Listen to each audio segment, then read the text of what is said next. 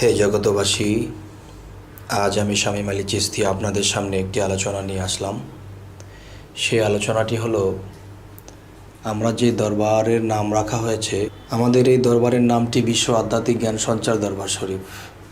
হয়তো কেউ শুনলে এরকম ভাববে বা ভেবেও থাকে যে বিশ্ব আধ্যাত্মিক জ্ঞান সঞ্চার দরবার শরীফ, তার মানে এই বিশ্বের সমস্ত জ্ঞান মনে হয় তারাই নিয়ে গেছে, তারাই মনে হয় বিশ্বের সমস্ত জ্ঞান কামাই করে ফেলেছে।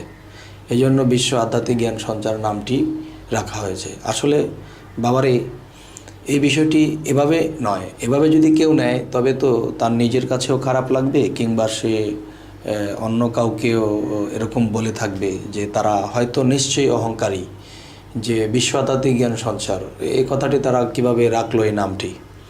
হে জগতবাসী, আমি এখন যে কথাটি বলবো সে কথাটি হলো যে বিশ্ব আধ্যাত্মিক জ্ঞান সঞ্চার।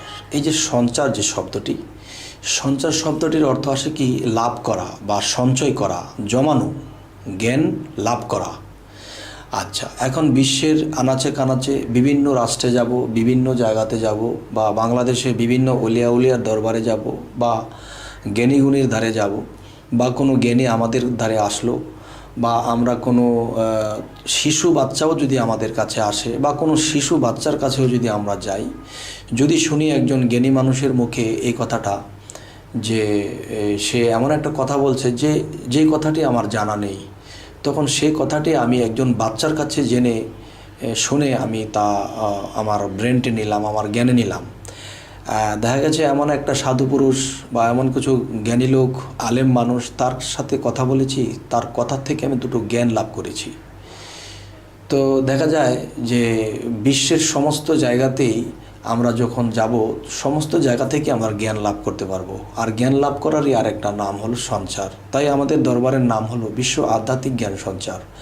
আমরা একটা বাচ্চার কাছ থেকেও জ্ঞান লাভ করতে পারি, একটা জ্ঞানী লোকের কাছেও আমরা জ্ঞান লাভ করতে পারি। একটা অভাবী, একজন মূর্খ মানুষ, সে তাকে মনে করতেছি সে একজন মূর্খ মানুষ, তার সাথে কথা বলতে বলতে এমন এক পর্যায়ে চলে গেল যে তার কথা থেকে এমন কিছু জ্ঞান আমার সঞ্চার হলো যা আমার জানা ছিল না। তাই বলতে চাই, এই বিশ্বের সমস্ত প্রকৃতি বলতে আকাশ, পাতাল, বাতাস, সমস্ত কিছু যা কিছু আছে, সমস্ত প্রকৃতির মধ্যে আল্লাহর জ্ঞান লুকানো আছে। যে আল্লাহ কিন্তু কোরআনে এই কথাটাও বলেছে যে তোমরা যদি আমাকে জানতে চাও, বুঝতে চাও, আমাকে চিনতে চাও, তাহলে আমার সৃষ্টির দিকে লক্ষ্য করো। তাহলে আল্লাহর সৃষ্টির দিকে লক্ষ্য যদি করি, একটা গাছের দিকে তাকালেও আমরা সেখান থেকে জ্ঞান অর্জন করতে পারি। একটা আল্লাহর যে কোনো একটা সৃষ্টির দিকে লক্ষ্য করলে আমাদের জ্ঞান অর্জন হয়, জ্ঞান সঞ্চার হয়। তো এই জন্য আমাদের দরবারের নামটি রাখা হয়েছে বিশ্ব আধ্যাত্মিক জ্ঞান সঞ্চার দরবার শরীফ। আচ্ছা, আরও একটি কথা আছে যে সৃষ্টি জগৎ আছে যত বা হরফে লুকায়িত। তো সৃষ্টি জগৎ আছে যত বা হরফে লুকায়িত, এটা বিশ্ব আধ্যাত্মিক জ্ঞান সঞ্চার দরবার শরীফ এটা সঞ্চার করেছেন। কোত্থেকে? এই জ্ঞানটি সঞ্চার করেছেন সৃষ্টি থেকে, যে সমস্ত সৃষ্টির মধ্যে আল্লাহ বিলীন হয়ে আছে। তার মানে এই সমস্ত সৃষ্টি জগতই, সমস্ত প্রাণী জগৎ থেকে শুরু করে সমস্ত মানুষ প্রাণীর দিকে যদি লক্ষ্য করি, যে সৃষ্টি জগৎ আছে যত বা হরফে লুকায়িত, যে আল্লাহ বলেছে যে সমস্ত সৃষ্টি আল্লাহর বান্দা, সমস্ত সৃষ্টি আল্লাহর জিকির করে, সমস্ত সৃষ্টি আল্লাহর নাম ডাকে। তাহলে বোঝা গেল কি, যে সমস্ত সৃষ্টি জগৎ, সমস্ত তরুলতাও আল্লাহর জিকির করে, মোহাম্মদ নামে দুরুদ পাঠ করে। তাহলে এটা যদি আমরা বুঝি, তাহলে দেখা যায় যে সৃষ্টির মধ্যে আমরা সেই বিশ্বের সমস্ত জ্ঞান খুঁজি এবং এখানেই লুকিয়ে আছে। তো আমরা এই পৃথিবীতে কোনো মানুষ, কেউ কোনো দিন কাউকে অবহেলা করব না। যাকে অবহেলা করব তার মধ্যে এমন কিছু গুণ আল্লাহ লুকিয়ে রেখেছে, যেই গুণগুলো আমার মধ্যে বা আপনার মধ্যে নেই।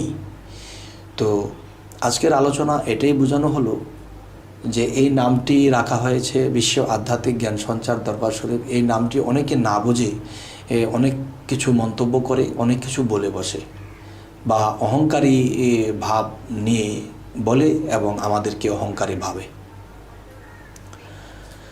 হে জগতবাসী, আপনাদের সামনে আজকে এই কথাগুলো বলার উদ্দেশ্যই যে অনেকেই এরকম ভাবনা চিন্তা করে আমাদেরকে এমন কথা বলে ফেলেছে আমাদের দরবারের বিষয়।